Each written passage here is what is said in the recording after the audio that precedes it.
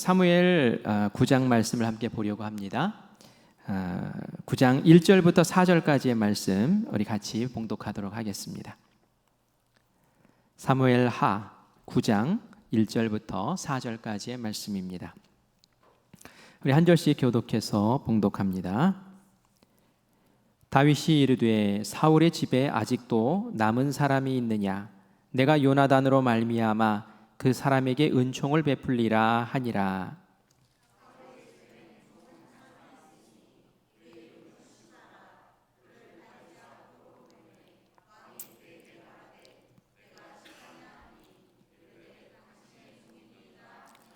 왕이 이르되 사울의 집에 아직도 남은 사람이 없느냐? 내가 그 사람에게 하나님의 은총을 베풀고자 하노라 하니, 시바가 왕께 아뢰되 요나단의 아들 하나가 있는데 다리저는 자니이다 하니라. 그에게 말하되 그가 어디 있느냐 하니, 시바가 왕께 아뢰되 로드발 암미엘의 아들 마길의 집에 있나이다 하니라. 아멘. 아멘. 우리가 지난번에 이제 사무엘하 8장을 보았을 때 사무엘이 통일 왕국의 왕이 되어서 블레셋을 비롯한 이스라엘 주변에 동서남북 둘러싸고 있는 나라들을 하나하나 이제 정벌해서 승승장구하는 그런 모습을 보았습니다. 이스라엘이 그 주변 어느 나라보다도 강한 나라가 됐어요. 강한 나라가 됐다는 얘기는 다윗도 왕으로서 그만큼 힘이 강력해졌다는 뜻이겠죠. 이렇게 주변 나라를 정벌한 다윗은 이제 한숨 쉬면서, 그 전쟁이 10년 동안 치룬 전쟁이거든요. 그래서 이제 한숨 돌리고 이제 쉬게 되죠. 그런데 이때 다윗에게 문득 찾아든 생각이 있었습니다. 그것은 지금 사울의 후손 가운데 혹시 살아남은 그 후손이 있으려나? 그런 생각이 들었던 거예요. 사실 오래전에 사울 왕이 블레셋과 전쟁을 치룰 때에 그때에 사울 왕도 전장에서 죽고, 그리고 사울 왕의 아들들도 전장에서 같이 죽는 일이 벌어졌어요. 그래서 쫄딱 망한 가문이 되어버렸죠. 그래도 그나마 다행인 것이 이스보셋이라는 아들이 살아남아가지고 이스보셋이 북쪽으로 올라가서 이스라엘 백성들의 북이스라엘의 왕이 되어서 지내왔지만 이스보셋도 결국은 죽고 말았죠. 그러니 이 다윗 왕은 생각할 때 정말 이런 상황 속에서 누구라도 하나 살아있을까라는 그런 궁금한 마음이 들었어요. 그래서 신하들에게 물어봤죠. 신하들이 처음 다윗이 사울 왕의 그 후손, 그 핏줄이 누구라도 있느냐라고 물었을 때 가슴이 좀 철렁했을 거예요. 왜냐하면은 보통 그 당시에 왕이 바뀌고 또 왕조가 바뀌면은 어떻게 합니까? 그 다른 왕의 그 후손들, 그 핏줄들, 그 씨앗을 다 멸절시켜 버리죠. 혹여라도 내가 왕의 혈통인데 하면서 왕의 자리를 호시탐탐 노릴까봐 주로 추방을 시키든지 귀양을 보내든지 죽여버리든지 이런 일을 한단 말이죠. 그래서 이제 겨우 이제 평안을 찾고 안정화되는데 우리 다윗 왕이 피비린내 나는 일을 하려고 하시나라는 그런 생각이 들었을 거예요. 그런데 이내 또 마음을 안심하게 됩니다. 왜냐하면 다윗이 이 사울의 후손을 찾는 이유가 복수를 하거나 그 후손을 멸절시키기 위한 때문이 아니었거든요. 우리 1절 말씀 다시 한번 읽을까요? 왜 후손을 찾는지 한번 보겠습니다. 다윗이 이르되 사울의 집에 아직도 남은 사람이 있느냐? 내가 요나단으로 말미암아 그 사람에게 은총을 베풀리라 하니라. 아멘. 무슨 일로 찾는 거예요? 은총을 베풀려고, 좋은 은혜를 나누기 위해서 그랬다는 거예요. 그런데 그 앞에 단서가 있죠.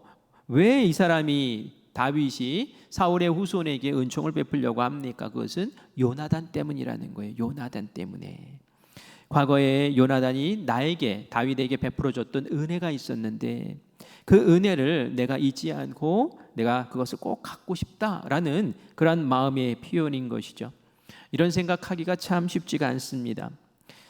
바쁘면 말이죠, 은혜고 뭐고 생각이 잘 안 나요. 은혜 갚아야지 하는 마음 안 듭니다. 그죠? 내가 정신없이 바쁘게 지내는데 어떻게 그런 일이 떠오르겠습니까?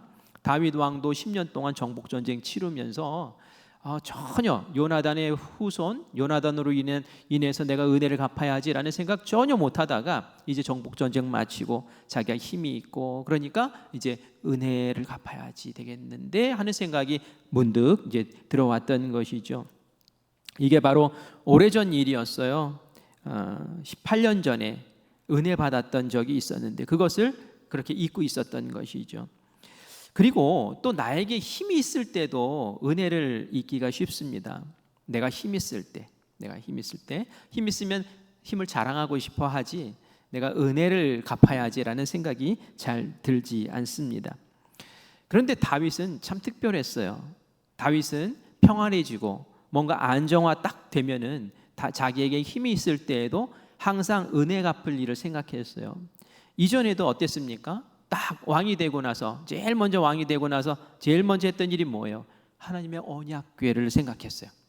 하나님이 나를 이 자리에 올리셨는데 내가 내 힘으로 된 게 아닌데 하나님의 언약궤는 왜 저쪽 변방에 천막에 가 있어야 합니까? 그건 아니잖아요 하면서 하나님의 언약궤를 끌어올려는 그것도 은혜 갚으려는 마음이죠. 아니, 감사하는 마음이, 그 은혜를 잊지 않는 마음이에요. 그것뿐만이 아니죠. 하나님의 집도 지어드리고 싶어요 이랬죠. 물론 하나님이 아니야 그거는 네가 할 일이 아니야 하고 거절은 하셨지만 다윗은 늘 은혜 받은 것에 대해서 생각하고 그것을 보답하기 위한 마음이 늘 준비되어 있었던 사람이었구나라는 것을 우리가 보게 됩니다. 후환을 없애려고 하는 것이 아니라 요나단이 이전에 나에게 베풀었던 은혜를 꼭 내가 갚아야지 하는 생각이었어요.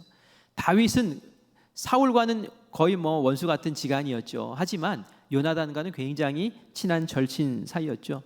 특별히 요나단은 자기의 생명보다도 다윗을 사랑할 정도로 다윗을 아꼈어요. 자기가 사실은 왕이 될 사람인데도 불구하고 나보다는 다윗이 왕이 되는 것이 이스라엘을 위해서 옳은 일이고 하나님의 뜻이 거기에 있어라는 것을 마음 가운데 확신했기 때문에 다윗에게 최선을 다해서 잘해줬고요.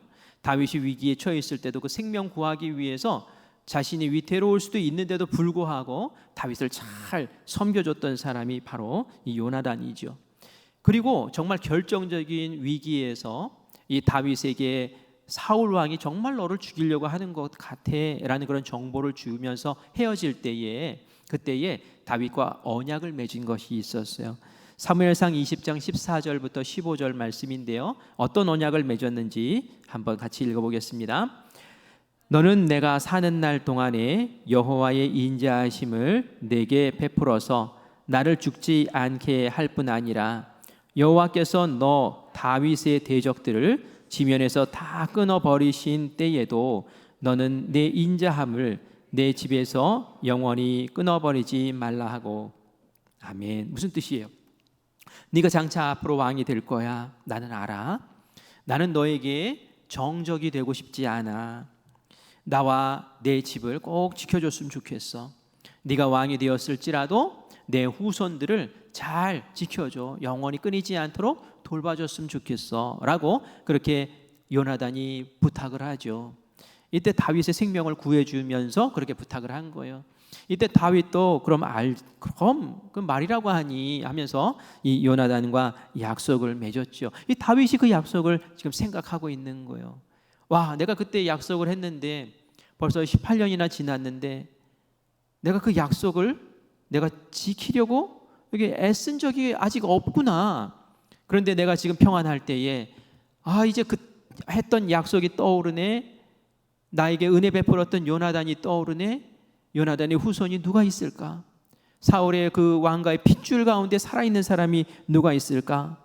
아예 마음이 막 이제 조급해지기 시작하는 거예요. 그래서 어떻게 합니까? 신하들을 불러놓고 아까 보았던 1절과 같은 말씀을 한 거예요. 누가 살아있는 사람 없느냐? 찾아봐라 하면서 이야기를 명령을 내리죠.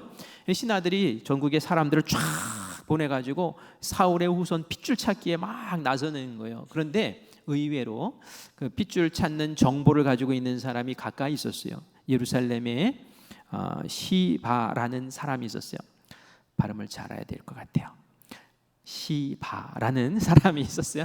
근데 이 사람이 누구였냐면 사울 왕의 그 집안의 종으로 있었던 사람이에요. 그런데 이 시바가 예루살렘에 살고 있다는 것을 알게 되었고, 이 사람이 어떤 정보를 가지고 있다는 것을 시나가 이야기를 해주죠. 그래서 빨리 오라고. 그래서 그 종이 이제 다윗 앞에 불려오게 됩니다.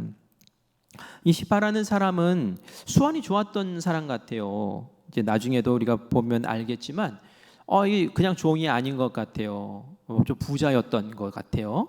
그래서 이 사람 수완이 굉장하네라는 생각이 드는데, 어쨌든 이 사람이 왔을 때에 다윗 왕이 물어봅니다. 사울 왕의 후손 가운데 남아 있는 사람이 있느냐? 내가 은총을 베풀고 싶다. 그래서 내가 지금 찾고 있다라고 이야기를 합니다. 그러자 시바가 대답을 하죠. 우리 3절 말씀 같이 읽어보겠습니다. 뭐라고 대답하는지 볼게요. 왕이 이르되 사울의 집에 아직도 남은 사람이 없느냐? 내가 그 사람에게 하나님의 은총을 베풀고자 하노라 하니, 시바가 왕께 아뢰되 요나단의 아들 하나가 있는데 다리 저는 자니이다 하니라. 아멘. 대답을 어떻게 합니까? 요나단의 아들이 하나 있다고. 요나단의 아들이 아직 살아있다고. 다윗이 이마 들고 얼마나 기뻤을까요? 요나단의 아들? 내가 찾던 핏줄인데? 하면서 마음이 기뻤을 거예요. 그런데 한 가지를 또 더 보태서 이야기를 하죠. 뭘 더 보탰습니까? 다리 저는 자니이다 하고 보탠 거예요. 다리에 장애가 있습니다 라고 이야기한 거예요. 왜 그냥 있습니다. 요나단의 후손 가운데 한 명, 그 아들이 살아 있습니다. 이렇게 얘기하면 되지. 거기다가 왜 덧붙여서 그런데 장애가 있습니다. 두 다리를 다 접니다. 라고 그렇게 이야기를 할까요? 여기에는 이 시바가 어떤 의도를 가지고 이 말을 덧붙여서 하는 거예요. 그 당시에 장애인은 그 가문의 정통 후계자가 되지 못했어요. 그 예루살렘 성전에도 장애인이 들어가지 못하잖아요. 요즘 우리가 사도행전 보는데 그 안진뱅이가 민문 앞에 앉아서 구걸을 하죠. 그런데 성전에 들어가지 못해요. 왜 그럴까요? 장애를 갖고 있었기 때문에. 결국은 고침을 받으니까 제일 먼저 한 게 뭐예요? 성전에 뛰어들어가 가지고 하나님께 영광 돌리고 사람들에게 또 이렇게 알리고 하는 일들을 하는 것을 보게 되죠.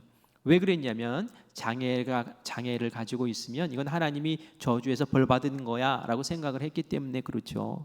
그래서 좀 부정적인 그런 느낌이 있는 거예요. 다시 말해서 다윗이 은혜를 베풀려고 한다고 하니까 뭘 은혜를 베풉니까? 이렇게 지금 막아서려고 하는 거예요. 뭘 만나시려고 합니까? 그 사람은 장애가 있어서 이 왕궁에 들어올 사람이 아니고 그 뭐 후손으로서 뭘 할 수 있는 사람도 아니고 그냥 놔두시죠. 이런 그런 마음이 있었던 것을 느끼게 됩니다. 그러나 다윗의 마음은 변함이 없었죠. 당장 보고 싶었어요. 어디 있느냐 하고 단호하게 물어봅니다. 그러자 4절과 같이 대답을 하죠. 우리 4절 같이 읽을까요? 왕이 그에게 말하되 그가 어디 있느냐 하니, 시바가 왕께 아뢰되 로드발 암미엘의 아들 마길의 집에 있나이다 하니라 라고 대답을 했어요. 이 로드발은 지명입니다. 어떤 지역의 이름인데요. 로드발의 뜻은 아무것도 없다라는 그런 뜻이에요. 다시 말해서 그 지명을 아무것도 없다라고 지었다는 얘기는 거기가 광활하고 황량한 그런 지역이라는 뜻이죠. 그곳에서 마길의 집에 지금 살고 있습니다라고 이야기를 하는 거예요. 황량한 곳에 마길의 집에 있다라는 얘기는 숨어 있다라는 얘기예요. 피해서 숨어 있다라는 그런 의미입니다. 무비보셋은 처음부터 장애가 있었던 게 아니었어요. 사실은 건강하게 태어났습니다.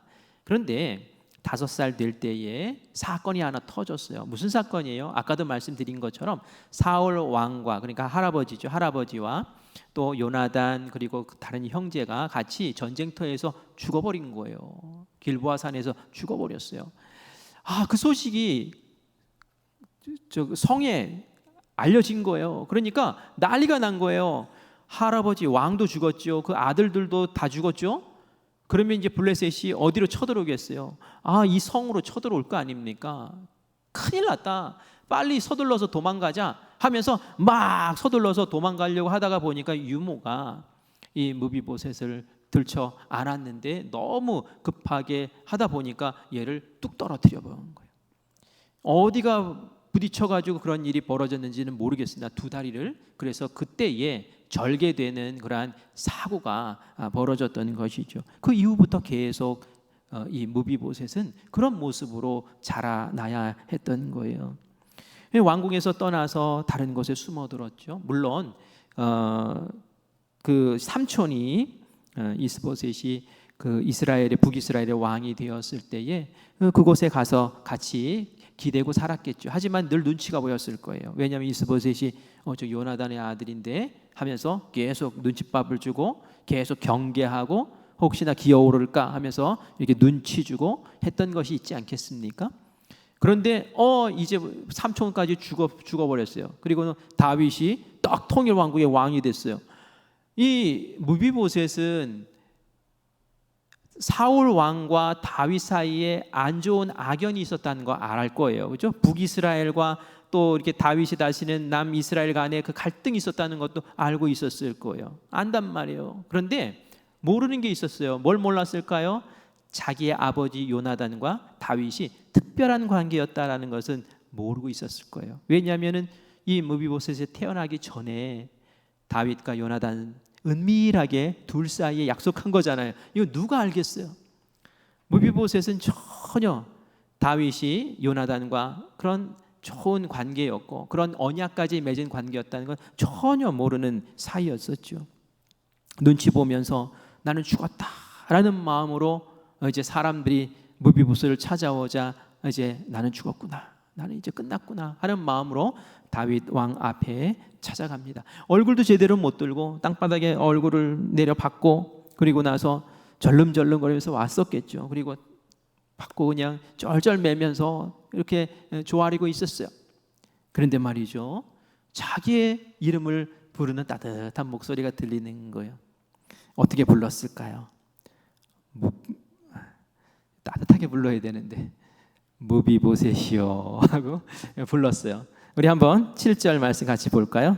같이 읽겠습니다. 시작. 다윗이 그에게 이르되 무서워하지 말라. 내가 반드시 내 아버지 요나단으로 말미암아 내가 은총을 베풀리라. 내가 내 할아버지 사울의 모든 밭을 다 내게 도로 주겠고 또 너는 항상 내 상에서 떡을 먹을지니라 하니 아멘. 무비보셋아 하고 부른 다음에 이 다윗이 무비보셋에게 얘기해요. 무서워하지 말아라. 너 왜 이렇게 무서워하니? 이렇게 오돌오돌 떨고 있니? 내가 요나단과 너희 아버지 요나단으로 말미암아서 내가 은혜를 입어서 너에게 은총을 베풀기를 원해. 그래서 내가 은총을 베풀 거야. 두 가지를 줄 거야.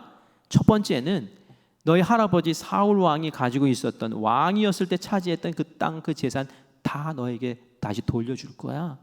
와, 어마어마한 땅을, 그 재산을 돌려준다는 거예요. 그것뿐만이 아니었어요. 또 뭘 얘기했죠? 항상 내 상에서 떡을 먹게 해줄게. 너는 앞으로 내 상에서 같이 나와 밥 먹는 그런 사람이 되는 거야 라고 그렇게 알려줬습니다. 하나는 물질에 대한 보상이었고 또 하나는 명예에 대한 보상인 거예요. 왕의 식탁에서 같이 밥을 먹을 수 있는 사람은 왕자들밖에 없었습니다.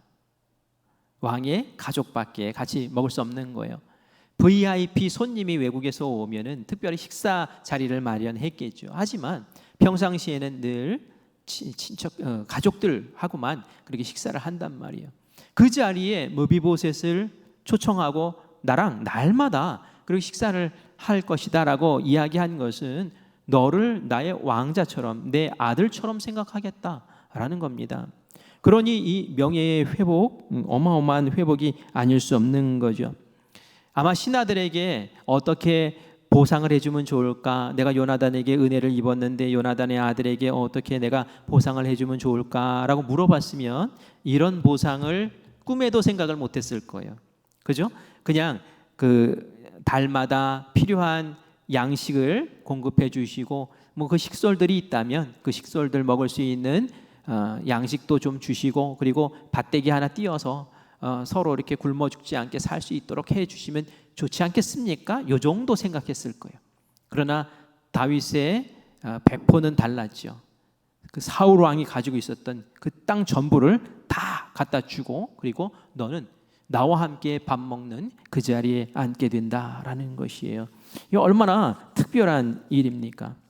이게 바로 은혜라는 거예요. 은혜. 사실 무비보셋이 이런 대우 받을 어떤 자격이 있습니까? 무비보셋이 뭘 했어요? 하나도 한 거 없어요. 그렇지? 무비보셋은 그냥 숨어 있는 것밖에 없었어요. 그런데 어느 날 문득 다윗이 무비보셋을 불러놓고, 그리고 내가 너의 아버지 요나단으로 받은 그런 은혜가 있기 때문에 너에게 은혜를 베풀 거야, 은총을 베풀 거야 하면서 그냥 막 쏟아 부어주는데, 그게 뭐 기절할 정도의 그러한 선물이었죠. 전혀 받을 자격이 없는 그 사람에게 이렇게 선물 주는 것을 우리가 은혜라고 이야기를 한 것이죠. 그래요. 이 무비보셋도 그것을 알았어요. 느꼈어요. 그래서 다윗에게 이런 얘기를 합니다. 우리 8절 말씀 같이 읽어볼까요? 시작. 그가 절하여 이르되 이 종이 무엇이기에 왕께서 죽은 개 같은 나를 돌아보시나이까 하니라. 아멘. 절을 하면서 무비보셋이 얘기해요. 저는 죽은 개 같은 사람이에요. 개를 사람에게 이렇게 비유할 때 이게 좋은 표현이 아니죠. 우리도 욕할 때 꼭 이게 뭐 들어가잖아요. 그죠? 뭐 이렇게 들어간단 말이에요. 근데 거기 유대인들도 마찬가지예요. 유대인들도 개 뭐 어쩌고 하면은 말이죠. 이게 아주 비하하는 표현이고요. 거기다가 죽은 개, 그것도 산 개도 아니에요. 미친 개도 아니고 죽은 개 할 때는 이 죽었다는 건 시체를 얘기하는 거잖아요. 부정한 거예요. 그러니까 아주 최하급으로 자기 자신을 표현을 한 거죠. 나는 저 바닥이고 아주 맨바닥이고 저 뭐 땅바닥 저 파고 들어가야 될 그 정도로 추락한 그런 사람입니다라는 거예요. 그런데 나에게 어떻게 이런 은혜를 베푸십니까? 라고 얘기를 하는 거죠. 얼마나 무비보셋이 큰 은혜를 받았습니까? 이전에 숨어서 지내던, 장애 때문에 부끄러워서, 그리고 다윗이 왕권을 잡았을 때는 혹여라도 내가 사울 왕의 후손이라는 그것 때문에 저 사람이랑 괜히 옆에 있다가 나까지 피해보는 거 아니야 하면서 사람들이 다 외면하고 외톨이로 지내던, 황량한 곳, 아무것도 없는 그곳에서 지내던, 그 로드발에서 지내던 그 사람이 어느 날 왕궁에서 이제 매일 아침 다윗 왕을 앞에 두고 같이 식사를 하는 그런 왕자와 같은 자리에 서게 된다라는 것, 이것은 정말 어마어마한 일이 아닐 수 없는 거죠. 저는 이 말씀을 보면서 탕자의 비유가 생각이 나더라고요. 자연스럽게 떠오르더라고요. 탕자가 어떤 사람인지 여러분 잘 아시잖아요. 아버지의 유산 가지고 가서 진탕 쓰고 이제 완전히 쫄딱 거지가 돼가지고 아버지 앞에 돌아올 때 마음에 작정하죠. 나는 아들이라고 말할 자격도 없어. 이제는 아버지의 품꾼 중에 하나로 나를 써주십시오라고 얘기를 하자. 종의 마음으로 왔어요. 그런데 그 아버지가 어땠습니까? 전혀 종으로 대우하지 않으시죠. 맨발로 뛰쳐나와가지고 그냥 그 더러운 아들을 끌어안고, 그리고 나서는 옷 갈아입히죠. 신발 신겨주죠. 그렇죠? 그리고 나서는 가락지까지, 반지까지 다 끼워줘요. 이 반지 끼워주는 게 뭡니까? 너는 내 아들이야 라는 거 표시죠. 너는 종이 아니야. 넌 거지가 아니야. 너는 내 아들이야. 나에게 돌아왔어. 나에게 돌아오면 된 거야 하면서 그렇게 은혜를 베풀어 주시는 것을 봐요. 종으로 찾아왔지만 아들로 회복시켜 주시는 그 신분의 변화를 일으키시는 그 하나님의 은혜에, 그 은혜를 또 누가 받았습니까? 맞아요. 바로 우리가 받은 거예요. 우리가 받은 거예요.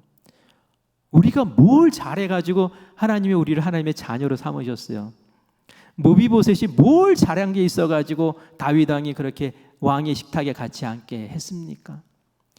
무비보셋이나 우리나 똑같은 거예요. 우리가 죄인 되었을 때에, 우리가 마귀의 자녀였을 때에, 우리가 하나님을 대적하고 하나님을 모욕할 그때에 하나님이 예수님을 보내어 주셨고 십자가에 달려 죽게 하셨고, 예수님의 그 죽으심으로 말미암아 마치 요나단이 다윗에게 은혜를 베풀었던 그 은혜 때문에 다윗이 은총을 베풀었던 것처럼, 예수님의 십자가에 달려 우리를 위해 죽으신 그것 때문에 우리가 그것을 바라보고 믿습니다.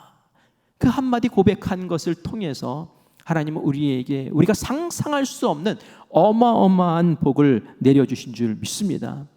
우리에게 일상생활 살아가는 데 필요한 모든 것들을 공급해 주시는 은혜도 있지만 정말 중요한 은혜는 뭐냐면은 왕의 식탁에 함께 식사할 수 있는, 하나님의 식탁에서 함께 식사할 수 있는 하나님의 자녀로서의 권세를 주신 것이 가장 큰 은혜인 줄 믿습니다. 우리가 어떻게 감히 하나님을 아버지라 부르겠어요? 예수님이 하나님을 아버지라 부르고 또 사람들에게 너희들도 하나님을 아버지라고 할 수 있어, 아빠 아버지라고 불러 라고 이야기하는 것은 어마어마한 일이었어요. 왜냐하면 예수님이 십자가에 달려 죽으신 이유가 뭡니까? 신성모독으로 죽었어요. 왜요? 하나님을 아버지라고 부르네? 세상에 하나님을 아버지라고 부를 사람이 어디 있어? 이거는 죽어야 돼. 이렇게 돼서 신성모독죄로 죽지 않습니까? 근데 우리에게도 너희들도 하나님을 아버지라고 부를 수 있다고, 예수 그리스도 십자가로 말미암아서 그렇게 할 수 있다고 이야기해 주시니 이 얼마나 어마어마한 은혜냔 말이에요. 정말 우리가 이 은혜를 생각할 때 은혜로 알아야 될 줄 믿습니다. 우리가 너무 흔하게 하나님 아버지 이렇게 하니까 그게 아무것도 아닌 것처럼 생각하는데 이 세상에 그 어떤 것과도 바꿀 수 없는 정말 무비보셋이 정말이요? 하면서 깜짝 놀랄 정도의 그러한 은혜인 줄 믿습니다. 우리가 맥주절을 맞으면서 우리 맥주 감사절이 다음 이제 내일 모레잖아요. 감사할 거 아무리 찾아봐도 별로 없거든. 바로 그걸 찾으시기 바래요. 내가 이전에는 마귀의 자녀였다가 이제 예수님의 십자가 공로로 내가 하나님의 자녀가 되어서 하나님의 식탁에 앉아서 하나님의 얼굴을 대면하며 하나님과 함께 그렇게 거할 수 있는 천국의 백성이 되었다는 것, 그것이야말로 은혜인 줄 믿습니다. 우리 우리 필그림 수양관에 가면 말이죠, 개가 한 마리 있어요. 족보에 있는 진돗개래요. 이름 아세요, 여러분? 형통이랍니다. 만사형통, 형통이라고 한대요. 그런데 이 형통이를 이제는 어떻게 좀 분양을 했으면 좋겠다라는 생각을 가지고 좀 이래저래 기도하면서 알아보고 있었어요. 근데 어느 분이 저한테, 이 자리에 안 계시네요. 어느 분이 저에게 그런 얘기를 하더라고요. 목사님, 제가 개를 아주 좋아하는 사람이 알아요. 그래서 개를 많이 이렇게 돌본대요, 키운대요. 그래서 그러냐고. 그런데 뭐가 찜찜한 거예요. 그래서 어느 쪽으로 좋아요? 그랬더니 먹는 쪽으로 좋대요. 그래서 그러면 안 돼요. 은사님, 그러면 안 돼요. 요즘이 어느 세상인데 우리 형통이를 그런 사람한테 보내면 안 되죠. 하마터면 식탁에 오를 뻔했어요. 기도하면서 또 이 사람 저 사람 알아봤는데 오늘 저한테 한 분이 다가와서 얘기하더라고요. 남편하고 상의를 했는데요, 우리 집에서 키우기로 했어요. 데려오면 되나요? 하고 물어보더라고요. 그래서 너무 잘 됐다고 그랬어요. 그분도 열심히 키워서, 이전에도 개가 열심히 키워서 수명이 다할 때까지 가족처럼 돌봤거든요. 이번에도 또 이렇게 잘 가져가시면 또 가족처럼 잘 돌볼 그러한 은혜가 있는 줄 믿습니다. 제가 왜 이런 얘기 할까요? 개도 말이죠, 누구 만나느냐에 따라서 운명이 달라지는 거예요. 식탁에 오를 수도 있고 식탁 앞에서 같이 밥을 먹을 수도 있는 거예요. 우리도 마찬가지라는 얘기예요. 우리도 마귀의 밥이 될 뻔했고요, 하나님께서 예수님 보내주셔서 하나님의 식탁에 앉는 그런 영광의 자리에 우리를 세우신 줄 믿습니다. 우리 성도님들, 그게 감사한 거예요. 이 세상에서 뭐 빌딩을 사서, 아니 뭐 차를 좋은 거 사서, 아니 뭐 골프 치러 다닐 수 있어서, 해외여행 다닐 수 있어서 그게 은혜고 그게 좋은 것이 아니라 내가 하나님의 천국에 갈 수 있는 자리를 이미 내가 살아있는 이 순간에 이미 은혜로 받게 되었고, 그 은혜를 인하여 내가 하나님의 자녀가 되고 하나님의 자녀로서의 권세를 이 땅 가운데서 누릴 수 있으니 이거보다도 소중한 것이 어디 있겠습니까? 그래서 오늘 이 시간 이 밤에 하나님께 감사했으면 좋겠어요. 하나님, 무비보셋이 다윗의 그러한 파격적인 은혜에 정말 얼마나 부들부들 떨며 감사했겠습니까? 저도 하나님의 그 파격적인 은혜, 독생자 예수님을 죽이시면서까지 나를 살리셨던 그 은혜, 나를 자녀 삼기 위해서 그렇게 희생하셨던 하나님의 그 은혜 때문에 내가 하나님 밥상에 앉게 되었습니다. 하나님 감사합니다.